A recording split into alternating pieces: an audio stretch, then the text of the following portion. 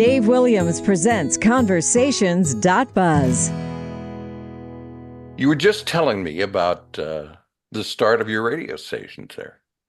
So I was in the agency business from 1976 until today. I still am, but I built an ad agency that became very large for this market and operated that until 2008. And then sold the agency to the employees and started a new agency, more of a boutique. But during that period of owning the agency, I submitted an application to the FCC, and that was to build a new FM. I submitted that app in 1986 when my first agency, JSA, Jeffrey Scott Advertising, was in its 10th anniversary. It took 8 years to process that application through the bureaucracy of the FCC. Mm-hmm. I was awarded a construction permit in 94 and put KJWL, KJWL, on the air. Katie, John, Warren, and Lillian, my mother and father and wife. Oh, lovely. Yeah, and hang on just a second. Hey, Isaac, would you do me a favor and close those doors? Because I'm going to bother everybody. Yeah, both of them. Yeah. Thank you, sir. So anyway, I built this station in 1980 or 1994, and then didn't know what kind of format I should select, and that's where Ken Sutherland came in. I said, I'm going to do it like a hot AC or something, contemporary. Yeah. And he said, why would you do that? There's like 12 million of those. Why don't you do something different? And so I said, what? He said, why don't you play Frank Sinatra and Tony Bennett and Nat King Cole? Why don't you play the Great American Songbook? And I said, yeah, okay, I'll do that. So KJWL signed on as the 32nd radio station in the listenable range, whatever the hell that means. And within a couple of years, we were the number 2 station overall, 12 plus, and the number 1 music station in the marketplace. So you might. Well, okay, but besides the music, Great American Songbook, as you said, to what else do you attribute that rise to success so fast? Well, that's a great question, and it's truly the answer of how a radio station that should not do well does very, very well. One of the first things we started doing was to put the community on the air. We call them greetings, and then we amped up our idea of public service. And so to this day, we bring in 8 new public service organizations every single week and record a new campaign for each one of them that airs the following week. And so, the idea is that somebody who comes in and records something, the moment they leave and get in their car, they tune in my radio station. Uh-huh. Real fundamental marketing, right? And so they tell everybody they know. Yeah, exactly. Especially if you are a CEO of a nonprofit sitting with your board of directors. Right. You want to do a little bragging about how you were able to create a public service campaign on a leading radio station. And so they say, oh, I'll tune it in and see if I can listen. So it was and the listening public, it feels like part of that too. They're thinking, this radio station really cares about stuff besides just making money. This is your program director kicking in, right? And well, man, you're talking about the way we used to do it in the 70s. Yeah. The 60s and 70s was all about community service. You Right. tried to play the right songs, right records, and you had disc jockeys who were talented and clever and fun and all that. But man, that community attachment, doing things for and with the people outside those 4 walls, that's what it used to be about. It was. It really was. I think the deregulation of the industry really bit the government in the ass, but that's a different subject. Right. So public service has always been a big part of KJWL and now a big part of our 5-station group. The other thing that I thought was kind of a cornerstone of what we do are greetings. And so we go out to the local camera shop and and we ask the owner to pledge his allegiance to the station of his choice on the air. And so we have, hi, this is Kagan Whitty from Horn Photo, and you're listening to my favorite station, New Rock 104.1. And so we do that. And then you sell those.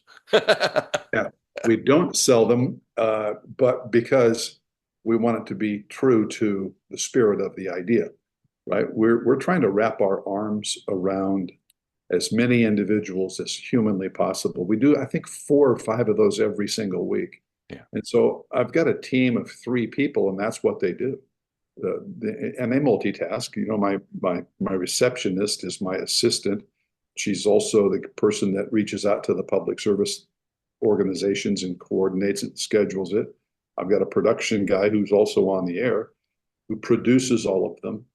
And we want them to sound as good as humanly possible, right? Rather than, it would be easy for a station to say, "Oh yeah, we do that. We have people call in." Well, it doesn't No, sound the same. You know, it's a not the same. phoner is a phoner, and Yeah. it's phony, right? But when you're studio quality, and plus this facility, someday you'll see it, and you will say what everyone says who walks through the front door. Wow, you know, they walk in and it's like, holy smokes. You walk into a 2,500 square foot art gallery and lots of glass and studios and all kinds of really cool things. So everything I'd like to think that we've done is done on purpose, with an outcome in mind, from Yeah. the way that we built the facility to everything that we do on each of the stations every minute. I was a DJ. That's how I got into the thing, right? I Uh, was a teenage DJ, kind of like everybody else, right? right. Right. I did Turlock, and then I did K5 and Modesto and K Dawn and Salinas. But like Janis Joplin, you know, I kind of ran out of talent in Salinas, and so my goal was I wanted to be on KFRC, Right. right? Sure. We all did. Yeah. And so I had to make a career decision about, I'm probably not going to be a major market DJ. So I better learn how to sell advertising because I still love radio. One And so thing, one thing that's really impressed me about your station, is there two, or is it just KJUL? five, Five. classic rock, alternative rock, classic hits, classic country, Oh my. and the most powerful oldie station in America, Kino, 50,000 watts. I didn't realize you had kind of. I'm so sorry. I didn't do my homework properly, and you sent me a bunch of stuff, and I missed some of Way it too apparently. much stuff. I felt like, God, I hope Dave doesn't think I'm stalking him, right? No, no. But what I was going to say is, I went on the KJUL website this morning, and I listened live for a while. And man, I tell you what, it has everything that in my somewhat ancient programming, uh, book of excellence is right there. What everything you're doing is so so exceptionally listenable.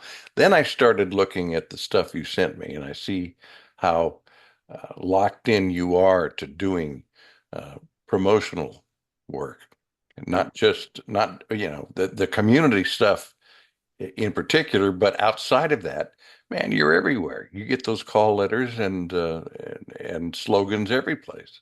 yeah. We do an awful lot for a small group of people, but I think it was probably the agency training, the marketing Yeah, yeah. strategy, all those years of working on strategy for my clients. Then I felt like the cobbler's kid, right? And finally, I said, why don't we put all those principles to work on promoting our radio stations? And so we do co-marketing. By the way, we have a rate card, and all Hmm. 5 stations have a rate for every day part, and that's the rate card. We don't give it away ever. No bonus way, none of that hinky crap that agencies love. Yeah. And so consequently, uh, 97% of our volume on all five stations is local direct. We do almost no national business. And my national rep firm, I have one, but they hate me because I don't give shit away. We don't Yeah. give a spot away. We don't do it. Yeah. But I can't. How do I do that? I've only got 5 minutes an hour. We only have 5 minutes. We've cut our commercial load to 5 minutes per hour. We have three breaks, two Oh, breaks with 2 minutes, one break with 1 minute. But you can be the only commercial in that break. That would be added value. how about it? You can earn extra advertising by helping us uh, convert your customers to my listeners. So, for example, when you drive through the A&W restaurant, do you have A&W restaurants where you are? I'm not even sure. I mean, I grew up with them in California. I Okay. don't know if they have them here in Texas or not. So we've got a bunch of them in the South Valley, Yeah. and 940 Kino and A&W, they're cut from the same cloth, right? Right. Uh, Kind of a traditional drive-through hamburger place, Mama Burger, Papa Burger, whatever. And so when you drive through the A&Ws in this region, they have large yard signs, 2 foot by 3 foot, that say, "We listen to 940 Kino, oldies, A&W." We put our brands together Yeah. and we say to the A&W guy, "Hey, spend a couple grand." And to us, that's worth $1,000 a month in free advertising. As we call it, co-marketing. And so help us co-market our brands and earn extra advertising. So we don't give it away, we get something for it, and we call it co-marketing. And we do that in so many different forms. In restaurants, we have tabletops, and gas stations, we have banners that say Sinclair listens to K-Jewel. And then they play the station so loud you can hear it across the street. Right. So we're always looking for ways to partner with local direct clients. I'll bet you have, I'll bet you do this all the time, uh, tied in big station promotions with local advertisers. You say, go into such and such store and sign up to win tickets to this concert and that kind of thing. I'm not too big on that kind of stuff because it's a wonderful opportunity to fail. If you're going to give away tickets and then nobody shows up, the advertiser Uh, says, "Yeah, we didn't get too much response." Well, I shit, that's the guess. last thing I want them thinking, Yeah. right? So we're very careful about everything that we do. We don't want to put ourselves in a situation where we might lose, because when we do what we do, it has to be big, it has to be successful, it has to drive traffic. And so we do things. Right now, I'm negotiating a vacation a day giveaway to the cliffs in Pismo. Do you know what that is? It's a No, massive. I know Pismo, but I don't know the cliffs. So it's the nicest place on the Central Coast. It's right on the bluff. It overlooks the Pacific Ocean, and we're going to give away a vacation every day for 3 weeks, where they get a spa treatment, dinner for two, and the most luxurious accommodations on the Central Coast. Nice. So that's the kind of stuff that we like to do. What is the most enjoyable part of your job, of your day? I think uh, writing commercials. Really? I think that's the thing I get the biggest kick out of. And it's no labor. I mean, it's just, it's a I don't want to say I'm a great copywriter, but but I can send you samples and you can make your own decision. Yeah, I like the idea of taking listeners on a bit of a journey, whether it's in a 60-second commercial, whether it's in a three song sweep, or whatever it is we do. Interesting. S Good copywriters are few and far between these days, I I was think. not a good copywriter in the beginning. It's, you learn, right? Yeah. Your first job as a program director, you could probably look back on that and say, boy, those were some bad mistakes I made, but Oh, I can yeah. do. Yeah. Yeah. What is what's the part of your job that you don't like? HR. Yeah. Yeah. HR is a pain in the ass, and it's the reason that I sold Jeffrey Scott Advertising. When I sold that company, we had an office in Fresno, an office in San Francisco. We had about 40 people. And all day long, there was a line at my door with some kind of grievance. He stole my dessert, or oh my God, I Yeah. just wanted to pull my hair out. So I didn't like that part of it at all. And so then when I sold the agency and I retooled and started a new agency, now it's just my art director, my assistant, and myself, and that's perfect, You right? don't need an HR department. Well, I mean, I don't know what the governmental regulations and requirements are in that regard. I would guess they're pretty stiff. We've all gotten to the point where we're afraid to open our mouths. Those of us who are on the air doing extemporaneous talk, it's like, oh, I realize that there are people targeting me right now. Cancel culture is out there working hard, and any little thing I say can be taken badly. As a matter of fact, right now, as we talk, we're running up to the general election of 2024, Trump versus Harris for the presidential race, and we're starting to see reports of guys in the talk radio business who are getting slammed and put on, what am I trying to say? They're put on restriction. I'm losing it because the guy would say something in passing about Kamala Harris being, her ethnicity and the fact that it's a woman, and without any criticism of those things, just mentioning it is being used to target this particular individual who just happens to be a conservative, uh, advocate. It's like the kind of stuff that radio has to deal with right now is frightening. I think maybe that this is a pendulum in movement, and this whole woke thing and this cancel culture and this thing. Hopefully, it'll pass like free love in the '60s. Eventually, people just got kind of burned out with the idea. And you're right. The tendency now is, man, you got to be careful about every little thing. Yeah. Oh, well, screw it. Uh, you know, I posted something last night. It was a picture of Abe Lincoln, and my point was, um, we used to have American leaders that took issues head on, and they just dealt with them. Abe Lincoln was an example. Yeah.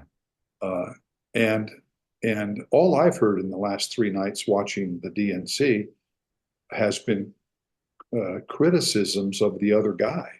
Yeah. And Right. tell me about address the issues. Gallon of gas should not cost $5. I shouldn't have to wait 6 weeks to get in to see my doctor. Um, Inflation, and those are the issues. We want to hear how you're going to solve those problems. And God, some neighbor of mine, you thought I killed his wife or something. He just came after me and started spewing all these ridiculous facts. And so I just shut him down and blocked him and moved on. Yeah. So Yeah, well, social media has turned it into an entirely new world, and I'm with you. I hope that it's kind of a passing thing. yeah, And I think history might suggest that's a good possibility. On the other hand, you could do what I did. I don't suggest it for you because you're running a wonderful operation, but I finally got tired of it all and retired. And now I've said, you know what? I've retired from everything. I don't even care anymore. That's not entirely true, but I feel like at my age, it's like, all right, I did the best I could to help out a little bit. I tried to send people on their way to work with a smile and some information, feeling good and so forth. But now the big problems, I can't deal with that. I'll leave those to my grandkids and their kids. And maybe they're not going to fix them all. They're going to create some new ones. But I'm out of the barrel, man. I did my time. yeah. Well, congratulations. I'm going to stick with it until I go face first in my pasta. I think radio is just too much fun, It and is. I would do it for free if I had to. But the thought of having influence, maybe influence is too strong a word, the thought of being able to help 350,000 people a week across our five Yeah. stations. Yeah. That's pretty cool. And like I saw a news story about a guy down in Visalia that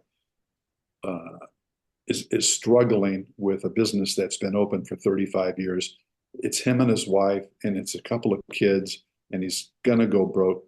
Well, I got my account manager going down there this morning, and we're gonna gather up information, and we're gonna create a campaign, and we're gonna launch it, and we're gonna ask people in the South Valley to go support this guy, and we're not gonna charge him anything. We're just gonna go fix his problem. That's And fantastic. if that works, great. And if it doesn't work, well, shit, we did our best. Yeah. Well, it's But got I to can have do that. some, it's going to have some positive effect. Yeah, and I Probably can agree do with that. you. But see, that's a thing that you cannot do if you're an employee of iHeart or Right. Cumulus, Right. Odyssey, any of the public companies. By the way, did you see the revenue report that I sent you for public and private stations? Yeah, I did. Why don't I you don't talk about know. that I for a don't minute? know that that's a fair assessment of the difference between private and public because it would depend upon what markets you're in. Hubbard chooses his markets very carefully, and they're all very profitable. And the per station revenue average for Hubbard is 5 times the per station revenue for iHeart or Cumulus or Odyssey. Now, that probably isn't correct math, but the point being that privately owned radio stations are in a position to do what we're doing, cut commercial load. Yeah. And if you need to raise your rates a little bit, raise your rates a little bit, but quit giving it away because you're driving the value down and you're training media buyers to have sort of a low level of respect for the power of the medium. And and why are you doing that? It is a race to the bottom, and they should be shot for it. That's very impressive. I'm going to use that statement in one of my soon future columns for Barrett Media. I'd like to hear more about your overall operation. Now that I understand you've got 5 stations, not two as I thought they did, and I don't know why, but um, man, you got a full plate on a daily basis. How do you have other managers below you who are involved in individual stations, or two or three of them at a time, or how does it work? Well, I'll back up just a little bit. I don't want to take all day, but your time. But I built K-Jewel, put it on the air in '94. In 2008, I had been pursuing Kino for maybe a decade. Legendary calls. Yeah. Yeah, and I worked there. That's why I came to Fresno to work and sell advertising when I made the decision that I had exhausted my opportunity on air. I picked Kino, came as a sales guy. And so I knew the story well. I know the Bill Drake, I know the whole thing. Uh-huh. And by the way, when I bought Kino, I got Gene Chenault's private file cabinet. Uh-huh. Send you a copy of a few of the emails. I've got the email that Gene sent to his staff announcing that he had hired a guy named Bill Drake, and that, of course, was the holy grail of Boss Yeah. Radio. Worked for Drake for a while and when I was Oh in yeah, Atlanta. that must have been amazing. It was. So anyway, I had one station, and then I got this phone call. It was at the time owned by a Catholic priest, and the guy called me because I had called him many times to say, "Hey, it's me. If you ever get interested in selling, I just want to make sure that you didn't lose my phone number." And so he calls me one day and he says, "John, this is Father Fessio." And so immediately I knew exactly what the phone call was. He had decided to sell, and now he was going to give me an opportunity to buy it. And so he said, I'm gonna sell it. And so here's how I'd like to approach this. You tell me the best price that you can pay for it. I'm going to take that offer. I'm going to take it to the general manager and say, you can buy the station for this number. And so I want to be honest. And so just make your offer the best it can be. And so I said, Father, you're in the wrong business. You ought to be like a station broker or a hustler of some sort. because that's a hell of an offer. I mean, approach. I don't think I used hell. Um, but I had to put together an offer that was big enough to knock the guy out, knock the general manager out of the deal, Yeah. and secure the station. So that's how I bought Kino. I bought it over the phone, and because I was so familiar with the facility, I had worked there, and I wanted it because of its infamous call letters. Yeah. So then I bought that, and then I programmed talk radio. We had Bill Handel and Dr. Laura and some local people, and I was going to kick some ass. I was going to compete with KMJ. That was Uh, my goal. You know KMJ. oh yeah. Well, I got my head handed to me, right? I mean, it was terrible. We didn't make a darn dent. And I'm thinking, my problem is I don't have enough power. I need a bigger signal. So then I called the guy that owned 940, the 50,000 watt blowtorch. And I said, look, I'll give you 1,300 and I'll give you some money, but I need 940. So I made a deal for that and got that. And then we continued. And then 2009 came along, or 2008, 8, 9, 10, 11. That was a terrible time for the economy, right? That's on the Right. heels of the Great Yeah. Recession. And so I had to cut my staff in half because revenues plummeted. And there I was with two stations. And so I had a buddy that had two stations in Fresno, two ESPN affiliates. So I called Chris and we started having breakfast and kind of crying on our eggs.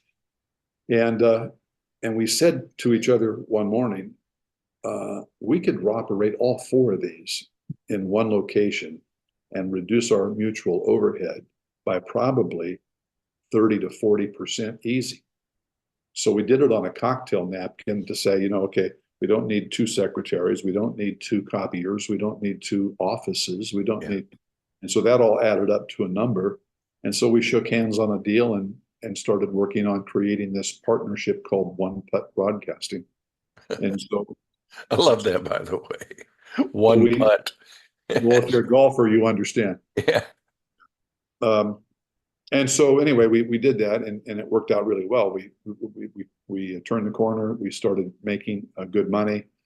And so then Wilkes Broadcasting, which owned three FMs in Fresno, he paid a bunch of money for his stations and he was tired of Fresno and he put them up for sale and we negotiated a deal. And so One Putt bought Wilkes. And so then we had uh, four FMs and three AMs. We had ESPN on two. We had Kino. We had so we had seven stations, and Chris and I were partners in three of them, and so that went pretty well for a while. But then, I'm 71, and so when I was about 68 or 67, uh, my wife and I started talking about, it was just more fun when it was just you and me. And it was having a partner is very difficult, even the greatest partner in the world. Sure. But so we decided to exercise our contract and we bought out our partner, and he took his two stations and left the building, and we bought his equity in the three remaining Wilkes stations. So anyway, that's how we got to five, and now the three stations that we bought, one was 95.7 The Fox, which was a heritage classic rock station and been that way for decades. And then the alternative rock, New Rock, which had been in format for 20 years. K Jewel, which had been in format since 1994. And then Kino Oldies. And then we had 105.5, and we didn't know what to do with it. It was a sports station. It was a talk station. It was a terrible facility. Transmitter was shot. So the first thing that we did was decide that we were going to upgrade the facility to be as best as it could. We bought a new transmitter. We changed the format to classic country. We felt that there was a resurgence in the interest of Hank Williams and all those artists that the new country stations don't play. Not just the old stuff, but George Strait. Yeah. Oh, yeah. So it's You're there in the Central Valley in California, very conservative, very agricultural right. And heritage. So, and so so it didn't take long. We put a new transmitter in it. We fired up the new format, the Legend 105.5 Classic Country. We promoted the crap out of it. And now we've got a legitimate QM. It is our fourth biller, not our last biller. And our oldies station is our is ahead of New Rock. And so we're still working on stuff. I like to tinker, and we're going to make a change pretty soon on some things to improve our financial condition. But so that's how we ended up with five stations in the formats. They're all exclusive. Then we thought there's not enough demand in the market to fill all of our inventory. And so what we end up doing is giving it away to get on a buy with clients that sound like crap. And so we decided we're going to cut our commercial load to 5 minutes per hour on all of our stations. And man. and and and and why we did this is it'll become obvious in a moment. Um, I recorded a break on one of the iHeart stations. It was a 12 unit break. Hmm. I put it on tape, and I went out to see an agency friend of mine, a young lady that has one of the larger agencies in the marketplace. And I said, look, this is what I'm thinking about. Would you get your staff, your media buyers and your account managers and yourself in a room? I want to do an experiment. And so I went out and I kind of explained what we're thinking about doing. And I said, this is the break that motivated me to do this reduction of commercial load. And I played this 12 unit stop set. And then I put $100 bill on the table and said, if collectively, if you can tell me what you just heard, all the commercials, then this $100 is yours. And I think they got to about six collectively. So at that moment, I said to the agency president, would it be more valuable if you were the only commercial in a break? And she said, absolutely would. I said, okay, well, I'm not going to raise my rates just yet. I'm going to just keep my rate card. It's market rates. It's what everybody's selling for, but I'm not going to give anything away. And so that's the deal. And if you want that break where there's only one commercial, buy it long term and buy it for the rate card. So that's kind of how I got to 5 minutes. And It's working out okay. well, yeah, it's it's a process, Yeah. right? We're better today than we were yesterday, and but not nearly as good as I anticipate that will be in the next couple of years. It's building brands is a permanent decision, right? We are Well, building. and you can make those decisions without having to justify your position to a board of directors or to kowtow to investors and all the other problems that go into so many operations these days. Again, back to the I want to say degeneration. That's not the right word, but at any rate, you understand what I'm talking about. Yeah, the interesting thing is we don't have any debt, and so that's probably our most that's our competitive advantage because what everybody else is, Yeah. like I have an art director. Well, what radio station do you know that has an art director? There are no stations that I know No. of that have an art director. We do, right? And uh, and there's all kinds of other things that we have. I'll have to send you more pictures. Pictures are worth 1,000 words. I'd be happy to see them. Yeah. And when we go out and do a live broadcast, we call it the One Putt Family Barbecue. Those are our live broadcasts. So we go out next weekend. We're going to go out, and these are $7,500 uh, live broadcast. But I have a '63 Ford Ranchero that pulls a little Boss Dog grill, and then we have branded easy and we have tables, and we have table. Everything is very buttoned up, right? Yeah. So when we show up with 7 or 8 people, and big barbecue, and we barbecue 100 hot dogs or something like that, and we uh, and we entertain people and we give things away, and it's just a party. And nobody does that now. What they do, and it's embarrassing, really. iHeart takes a little easy up out and a little table and a chair, Right, right, stands there with their arms folded, right. not, and it doesn't even have the station brand on it. It just says iHeart. They didn't Uh, want to have to spend the money to get one for each of their I know. brands.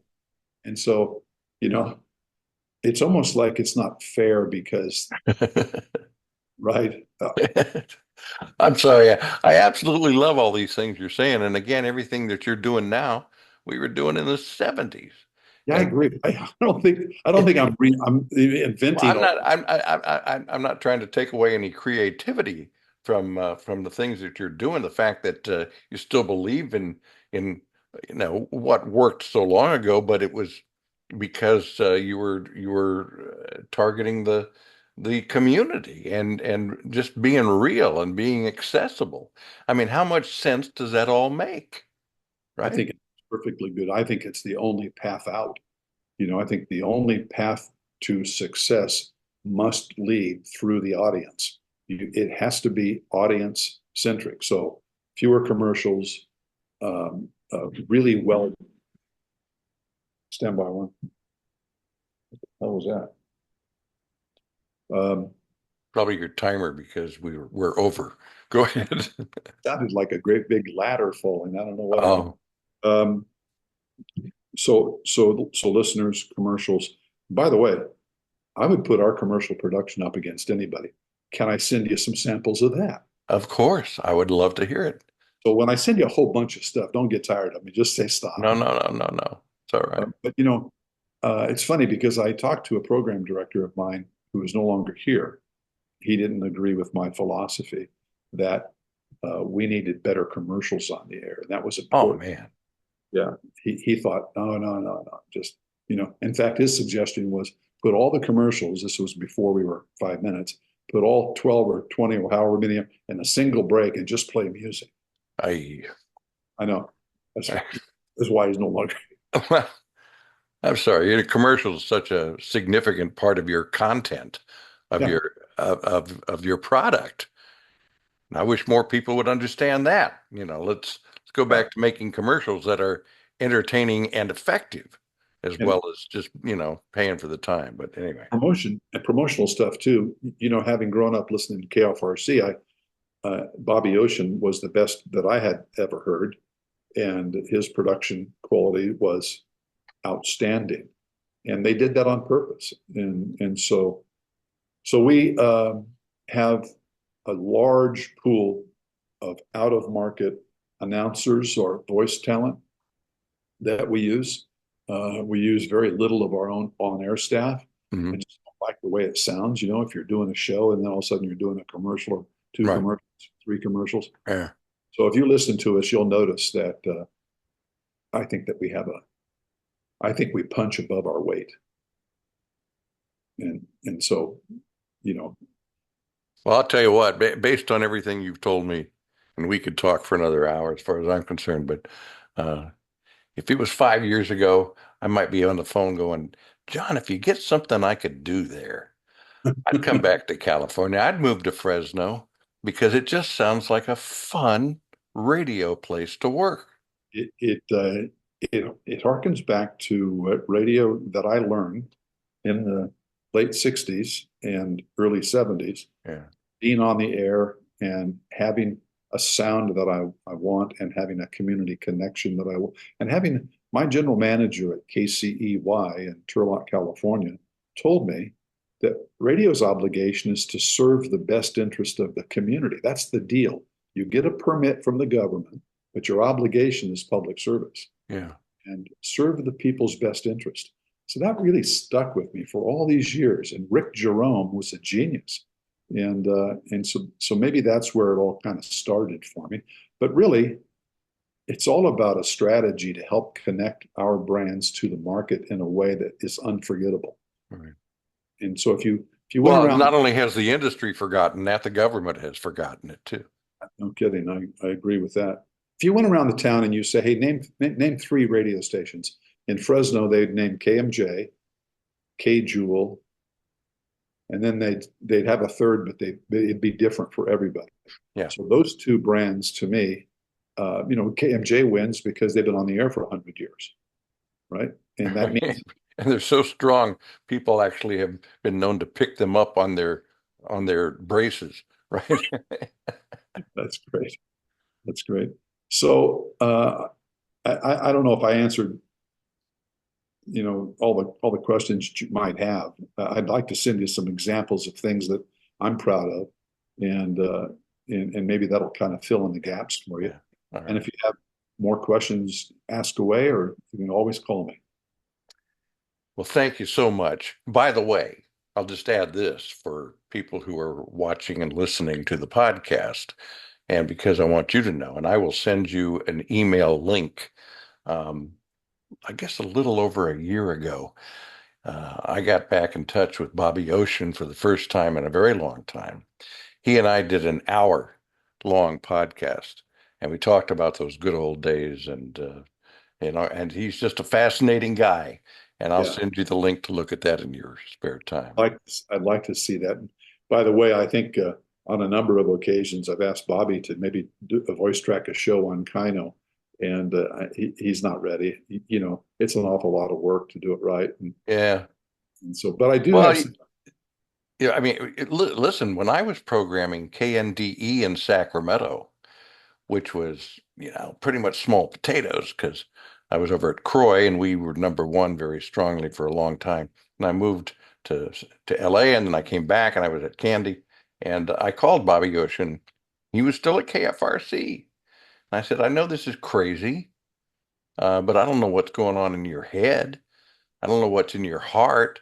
I just want to give you an invitation to come work here if for any reason you want. And he never forgot that.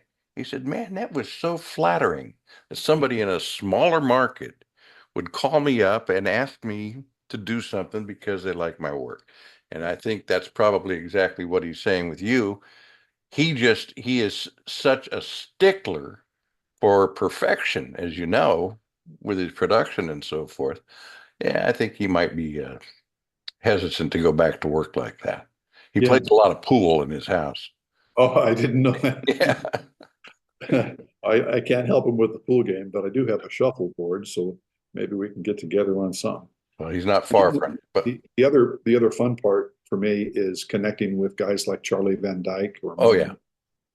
Martin. And Charlie is the station voice for 940 Kino, Uh-huh. which is Sure. fun. And Harry Miller, do you know Paul Stelgis? Yes. And so Harry is our morning guy. Do you know Rowdy Yates? I know the name. So Rowdy lives in Texas, and he's our afternoon guy on the Legend. But they aren't canned shows. These are guys that are voice tracking, and we feed them a steady diet of what's going on in the community. And so every day when you tune in, it's Rowdy Yates talking about the Fresno Grizzlies, Yeah. or Harry Cool. Miller talking about that new ice cream store across the street from Fresno High. So content is king, and we have to make sure that everything is fresh and updated, and you can't just mail this stuff in. Yeah. Well, you're the most recent of several guys that I've talked with who have indicated to me, at least, and maybe it's just because of my age and how long I was in the business, that small market and medium market radio has more opportunity now, while everybody is proclaiming the death of the industry. We're going to have more opportunity at your level and below because the major markets and the corporations are doing themselves in and have forgotten how to do what they're supposed to do. But I think they painted themselves into a debt corner. Yeah. They don't have a strategy for, they have to pay the debt. They got to pay the piper, right? They've got to get that done.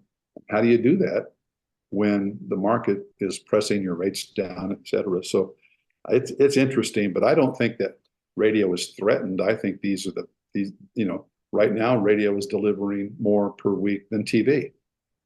right? Right. Broadcast radio reaches more people than broadcast TV does. And print, that's not even in the equation anymore, right? Right. That's gone. Yeah. And so, and digital, I think digital ultimately is going to have an impact issue. It's not very good. It's not a very good tool to build a brand with. It doesn't seem. Could be completely wrong, but it doesn't get the results that a radio or a TV campaign I would delivers. think I personally think that digital is I love digital, but it needs another generation or two to improve the technology to make it more easily accessible to everybody.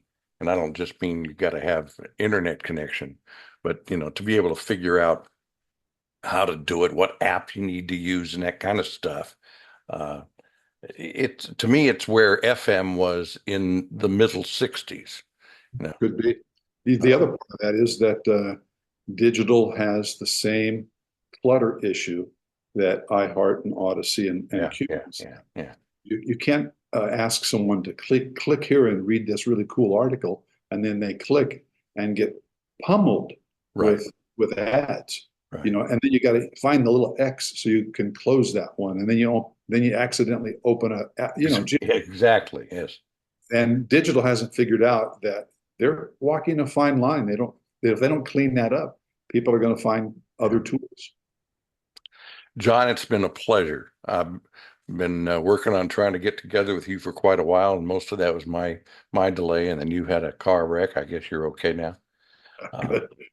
And it's very nice to meet you too, Dave. And I hope we can stay in touch. I'm going to send yeah. you some stuff, and from time to time, let's talk. Okay. I'll send you links when I get this stuff put together. Okay, cool. All See right. you later. Have a great day. Bye. Bye.